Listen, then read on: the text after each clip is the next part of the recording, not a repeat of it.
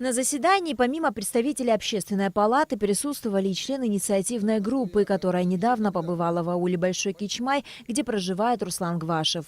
Если Гвашев сегодня сломается вообще все это движение, дать шапсугам статус коренного населения. Один из требований Гвашева как раз таки в этом и заключается. То оскорбление, которое нанесли ему, потому что это происходило действительно в очень некрасивой форме. Действительно, каждый год этот человек проводит там этот молебень. Но почему-то именно вот сейчас вот решили, что вот именно молебень, который он провел, считается антиконституционным. Участники встречи отмечали, что общественности Абхазии необходимо действовать на всех уровнях и всячески оказывать Руслану Гвашеву поддержку.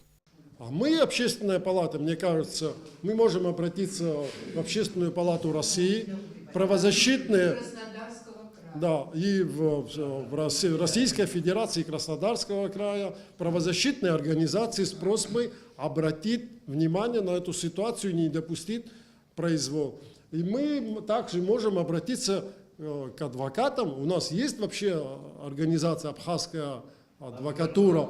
Также пусть окажут гражданину Абхазии, гражданину Российской Федерации, Руслану Гвашеву юридическую помощь.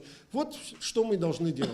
Учитывая все высказанные мнения, было принято решение создать рабочую группу в составе секретаря Общественной палаты Нателлы Акаба, членов Общественной палаты Руслана Хашига и Лианы Кварчелия, которые займутся составлением заявления. Общественная палата тоже не может остаться в стороне, и мы будем делать заявление и обратимся с этим заявлением в Общественную палату Российской Федерации, а также в общественные палаты Краснодарского края, Кабардино-Балкарии и Республики Адыгея.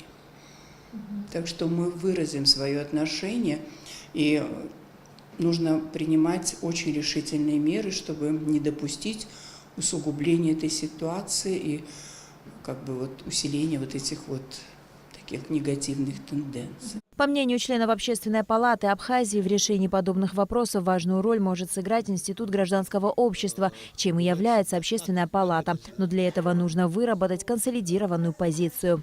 На Алакове, Беслан Джинджоли, Абхазское телевидение.